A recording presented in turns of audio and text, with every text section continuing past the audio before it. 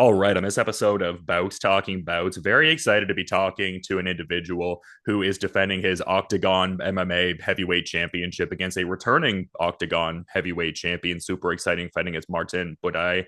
Octagon 81 is where that transpires, and closing out the year in a big way. December 28th is when this goes down, and happy to have Will fucking Fleury on the show. How are you doing? Very good, man. Very excited about this one. It's a big fight. Yeah, no, it's incredible stuff. And there's something about this time of year. It seems like December 29th last year in Prague, winning that, light heavyweight title from Carlos Vemola. Just seems like there's something about this time of year for you. Yeah, like last year was a really special atmosphere. Carlos is obviously really big in Prague because he's from there and he's kind of developed he's the guy, he's kind of their version of Connor. So there was a lot of passion. Like as soon as I walked out, I was getting booed, mad, and I loved that energy. So to be honest, even if the crowd aren't for me, I'm not sure how it'll be because he's Slovakian, Martin. So maybe a little bit more on my side this time. We'll see. But I'm really I just hope there's something similar energy wise and passion wise because the crowd that night were incredible. They were so passionate. Yeah, something to be said for that. And I mean, an amazing accomplishment in its own right. But then since obviously going on to win that heavyweight title earlier this year, and it seems like a certain amount of the promotional understandably so for this fight is centered around fighting a man who, quite a bit heavier than you. It seems like the expectation from some posts is around like 50 some odd pounds on fight night. So yeah, just very incredible in that kind of sense too. Certain like open weight kind of vibes, like taking on the big challenge, etc. Yeah, it's definitely different physically. He's much bigger than anyone I've fought before. Obviously, he's 7-1 in the UFC. That's an incredible record. He's 16-2 overall. Heavyweights rarely get a record that clean. And he's fought legit guys doing that. So you have to respect that. You have to kind of sit up and say, okay, this is different. But at the same time, I look at Martin's skill set and I look at the way he moves. And I think I've fought technically superior guys. They just haven't been quite as big. So it's on me to go in there and show that this is martial arts. This is a skill set. Size is a factor, but it's only a factor. It's more about what you're going to do on that night and how you're going to perform. And I've shown time and time again, man, you give me that opportunity, I'll step up to the plate and perform. So to me, this is an incredible opportunity to go in and show the level of martial artist that I am. And I'd be very, very bitter with myself if I didn't make the most of this and go in and make a show of Martin, basically. Yeah, and it seems like there's very much that vibe, that seizing the moment kind of energy, because I've, checked out some different interviews you've done and just certain moments you've had in your career where it almost would seem like, okay, this seems like an insurmountable roadblock. Maybe I should entertain doing other things. But it just seems like you have such a resolve and adaptability that's obviously benefited you to, getting here. So can you just, I guess, speak to the totality of that journey? I would think that would be, I guess, tremendously gratifying for you. Just really something that speaks volumes. Yeah, thanks. I got to a point where I was coming off the ban back in 2024, and I'd broken my hand. I was sparring with John Strickland over in Las Vegas, and I was 2 weeks away from my first fight with Octagon. I was lined up to fight Didi Shkvor, and I felt like, man, this could all be over. But I was like, well, you're gonna, you know, you're gonna throw away a lot if you don't do this. So you may as well go in and give it a go, regardless. And my hand was badly broken, but it was just like, you know what, you've got nothing to lose. Go in and give it a go. And I think from that point onwards, it's just been this mentality of everything here is a bonus. And you've worked really hard to be this martial artist, this guy who can seize these moments and be this guy, take these opportunities. So I'm very grateful for the fact that I've been given these opportunities. But man, I've genuinely never refused to fight with Octagon. I've never I kind of made everything happen. I fought with the broken hand. I called out Pavel Langer. I knocked him out in the stadium and turned to Carlos and said, "You're next." I've really it's been an incredible 2 years that I've been with them, and I'm really excited about the future of it as well because I don't I'm in a place now where I feel like I can manipulate the universe to be what I want it to be when it comes to fighting. And I've worked hard to be at this level. And I'm really grateful to get the platform to go out and show the level I'm at. But I'm very, very determined to make the most of that opportunity and show that, man, I, I am different. I am not just your token fucking fighter coming in going like, oh yeah, thanks for the opportunity. No, no, no. Give me the platform. I'll do something special with it. Will Fleury's done 15 years of work to be this guy. Come and watch it. And like I've consistently put on a show. Like the goods are there. You can go back and watch. You can go and see what I've done. And I will continue to do this as long as you continue to give me the platform. It's incredibly exciting, to be honest. Yeah, and I love that piece too. Like it seems like you always were that guy who like excelled in the training room, like knowing what your capabilities are. It's just a matter of getting those live competition Yeah. opportunities. So great that I you're look like I threw away chances. Like I was 4-0, and I got hyped up a lot for this fight with Alan Amandowski back when I first signed with Bellator, and I was an undefeated amateur as well.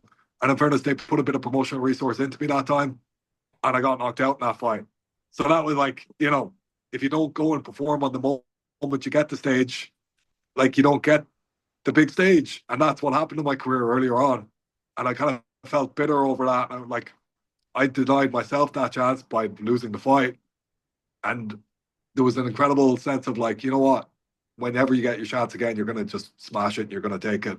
And thankfully, it's worked out that way. But it was just by the time I got that chance, I was 34 years old again. Like, so, like, I'm now very late, like, not very late in my career, but later in my career, finally getting the chance to show what I am. And I'm very, very grateful for that. and it seems like it worked out very well too. I mean, you touted the resume of Buday and what he did in the UFC, former Octagon champion, obviously, but even in the context too of it seeming like it's been difficult securing fights at both light heavyweight and heavyweight. Like I saw Frederick Ballsgrown and Alexander Popek were people you were calling out, but apparently they weren't wanting the smoke, to use the parlance of the time. I understand. Yeah. Yeah, it's been a very frustrating journey in that sense because, like, for as much as I feel like I've done incredible things, and objectively, people have to recognize that. I'm now getting German fans messaging me every day saying like, "Oh, Vosgron will smash you, and you're not the real champ." And it's like you realize this guy fought one guy in the top five. Has run away from a bunch of fights where he was picked to be the guy who should win that fight. That's been a little bit disheartening and frustrating in a way, but in another way, it kind of makes you just very determined to go out there and continuously show, man, I'm not going anywhere. So if they want that guy to be the champ, they're going to have to go through me eventually. And as much as I feel like there is a little bit of like, and they're not like, they've always given me a fair shot and they've given me the platform. But I feel like Octagon don't necessarily want an Irish guy to be their double champ. But I feel like the more special things I do, the more it's a bit like Kieda. He came in and they didn't give him a ton of respect for what he was doing. And then eventually it became like, okay, this guy's pretty much undeniable. He's obviously incredible. And I feel like I've done it in a faster way, in a more special way, possibly, but not for as long as Kieda has. So it's on me to go out there and continuously be special and show them, like, look, you've never had anybody like me before. And there's I think because of how late in my career I've gotten this opportunity, there's a real determination to like not let it go. No, of course, man, you're in such a great spot and absolutely love to see it for sure. And it's curious because you talk about how maybe Octagon wouldn't necessarily want an Irish guy as their double champion, but I wonder how much that might, bolster the Irish MMA media sentiments that I've heard you express in other interviews where you're like, yeah, in this post Connor era, like if the fighting talent's there, but like maybe the media presence isn't quite there, Yeah, talking about it as much. Like, do you feel like your endeavors have in a way sort of like bolstered that a little bit, or still a lot more to do, a lot I more to hope. see? Yes. I really hope. And like, thanks a million for doing your research because it's refreshing. Um, like I feel like Irish MMA is in a bit of a weird place. Um, there's a lot of talent, and there's a lot of guys coming up who I feel like are going to be far superior fighters technically than I'll ever be. They're young guys right now, but they're going to develop into something really fantastic if they get the platform and get the opportunity.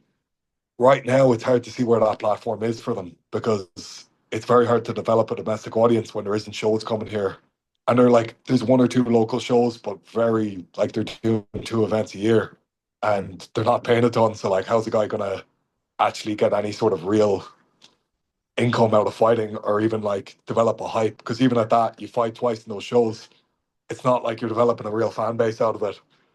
So, the scene here is in a funny place where there just doesn't seem to be the investment from the promoters or from the media. And we have a lot of like eyes post Conor. There should have been a lot of eyes post Conor, but it nearly feels like a lot of people have turned themselves off to the sport because they're a little bit sickened by it in a way. That isn't the sport domestically. We have some really great guys. We have a lot of guys coming up who are like great representatives of the sport and very skilled fighters. I just hope that in the next couple of years, something comes along that gives them the platform that they deserve. Because right now, you have a lot of regional shows, say like in the Balkans, you have FNC, obviously around Central Europe, Oktagon are the big crowd, and they're doing some incredible things. They've given me a great platform, but it's a platform over there. Like, I'm not really that big in Ireland now, but when I go abroad, like when I go to Central Europe, I get recognized everywhere. You know, I don't want to Dublin, like I can walk around my home city and like nobody really knows or cares. Like, Yeah. um, I would hope that some promotion will come in and create that in Ireland or in the UK where there can be a domestic audience and guys like who are able to fight in decent sized shows and make a few quid from the sport domestically, where it's not the only option is PFL or UFC because it's unsustainable. They're not going to come here that often. They're not going to really give guys a window. And right now, if you're a fighter in Central Europe and you've got a bit of talent, you can develop a fan base and make a living from the sport. In Ireland, you can't. So that's sad. And like, I hope that that changes soon. Yeah, and I wonder what that is. Like you mentioned a certain maybe broader distaste for the sport. I don't know that you use that specific word per se, but like something of Yeah, that no, there is. persuasion. There Yeah. is. And like, there's kind of to be honest, there's a funny attitude towards MMA in Ireland where like 10 years ago, if you mentioned you were an MMA fighter, people be like, oh, cool, fair play to you.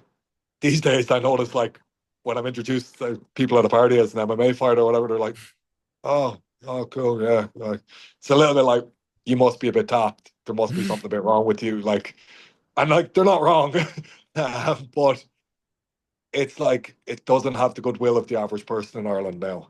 And look, you can blame Conor for that to a degree, but I don't think it's just that. I think like historically, there's kind of been a snobbery around combat sports here. A little bit with boxing, that's the way as well. It's just a cultural thing, and we just need something to come along and change that because, as far as I understand, it was the same in the Czech Republic 10, 15 years ago, and it's definitely changed there now. People are incredibly respectful. The fans are great over there. I love going there, to be honest. I love dealing with fans over there. It's great. They're fantastic. So, like, I just feel like with the right representation, and I hope, like, I can only do so much, I can only be myself in a way, but there's a lot of guys coming up who are decent athletes, decent people, doing the right things in life, and hopefully they can at least get a platform to show what they are. And I think slowly over time that could change perception. But I like possibly with the way things are these days, maybe you just need someone to come in and invest a bunch of money into promoting guys the right way and into like creating the narratives around that and spending a bit of money and getting those guys out there in a few more mainstream media things. Because it doesn't feel like it's going to change, but it could. It easily could change.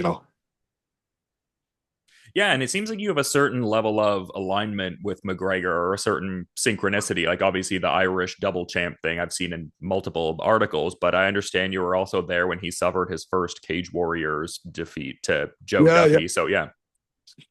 Like it's funny, but like we've both been on the scene a hell of a long time, I suppose. So we've both been around each other a good bit. And it was incredible to watch what the guy was doing, man. Honestly, like I lived in London when he was really on the come up. Um, so my first fight I ever attended live was Conor fighting Joe Duffy. And then about a year and a half later, while I was still in Ireland, there was this thing of like, oh, he's fighting Bushinger for the title. And I watched that fight. I wasn't at it, but I watched it. And I was like, whoa, that was impressive. Like it was an incredible fight. And then he went on and, a year and a bit later, he was beating Brimage in the UFC. And then he, went on a tear after. And honestly, man, it was inspiring to watch an Irish guy go and do that. Like there was such an energy around it. There was like it changed Irish culture in a way. It changed to like we'd never had a guy who was saying, "Hey, I'm the best. I'm going to go out there and do this." Irish culture is much more like keep your head down, be humble, and it was nearly refreshing to see a guy coming out going, "No, I'm shit hot. I'm going to smash this guy, and I'm going to be his champion. I'm going to do this. I'm going to do that." People really bought into it. It was like, yeah, we're not the plebs anymore. We're not the guys who should be keeping our heads down and you can hold your head high. Being Irish is something you should be really proud of. And like, I'm not saying that he brought that, you know, everybody I think was proud to be Irish regardless, but like, he definitely brought a different identity to being Irish. I think over time, though, there started to be a negative side to that. Um, and, you know, from kind of the Mayweather fight onwards, a lot of people were a little bit less enthused with all of that. I think because it was so culturally significant and because he's so tied to what happened in MMA over the last few years, or, you know, the perception of MMA is so tied to Conor's career in Ireland, it's hard to separate the two. And if I have any sort of a legacy, I suppose it's going to be like, no, there's a lot of Irish athletes who are going about their day and trying to be normal people and trying their best to just live a decent life and, you know, go in and be great martial artists. You know, I'm not here to take over the world. I'm not here to be some megalomaniac. I'm not here to, you know, become the fucking alpha male. I'm just a guy who loves fighting and I want to go in there and fight and show that I'm damn good at it. Yeah, and I guess in terms of like separating yourself legacy wise, like to aspire to be a three division champion, as I've heard you talk about, would certainly Yeah. fit within that, and even underscores the, I guess, like size difference dynamic we talked about before with this upcoming fight. Like obviously the technical acumen is very important to fighting, but kind of speaks volumes that it's a possibility to vie for middleweight gold at some Uh, point. Like obviously squarely focused on this one, but you know, future yeah. goals and all. Well, look, I was sparring with Atiba Goudier over in Manchester a couple of weeks ago, and Atiba was 104 kilo, and I was 106, and he's going to fight middleweight at the end of January. So, like, I wouldn't be planning on fighting middleweight anywhere near that quickly. Mm-hmm. But it shows me that, look, if you're willing to put in the work, this is definitely possible. But like you said, right now, number one goal, beat Martin Buday on December 28th. Yeah, and I was going to mention that actually. Like, I presume you have a certain particular person you're thinking is going to win that fight at UFC 324. But, like, what are your thoughts on that Ateba Gauthier fight and his opponent, Andre Polyaev, in January there? Yeah. I watched a bit of the other guy just because we were sparring a good bit together that week. And he keeps his head very high. And Atiba, he's a man. Atiba's really good. Like, considering he's not in the sport that long, he's a very smart fighter. You know, like, you notice the second time you spar him, he'll have read things from the first time. He's a sharp guy, he's smart. It's very hard to like fully trick him into things. And especially for a guy who's like newer to the sport, I really think he's just gonna go on a tear. Like I feel like he'll knock that guy out in the first round.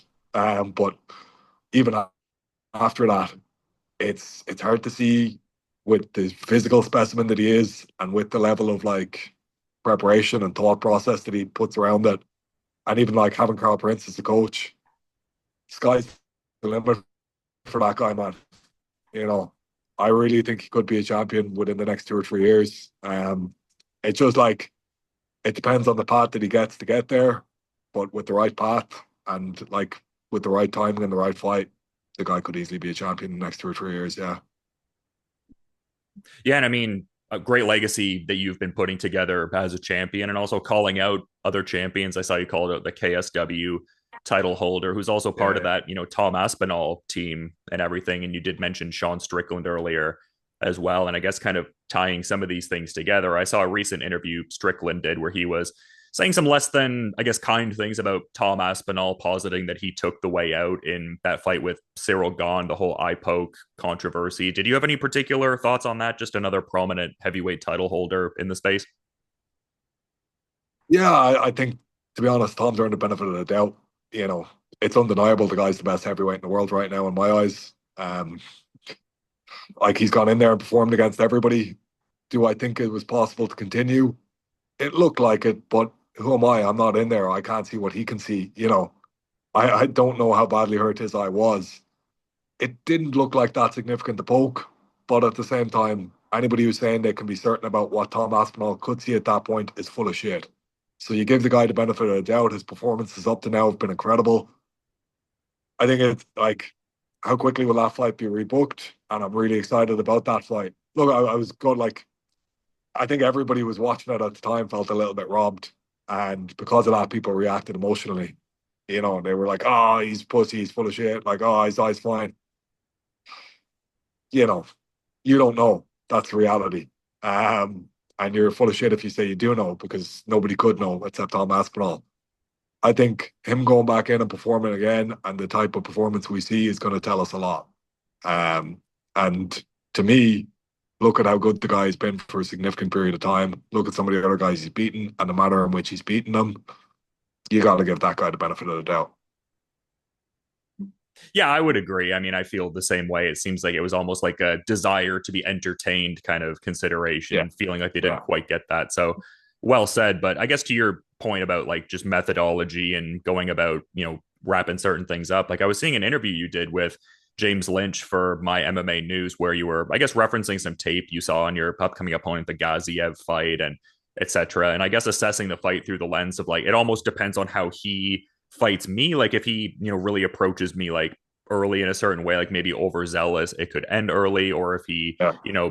wants to have it like played out over like the 25 minutes, like go that methodology, it could play out a certain way. I guess ultimately, like, how do you see things panning out? Like it seemed like a third or fourth round TKO if he comes out hard, maybe a I first was round finish or an early finish. Yeah, just curious to get your thoughts.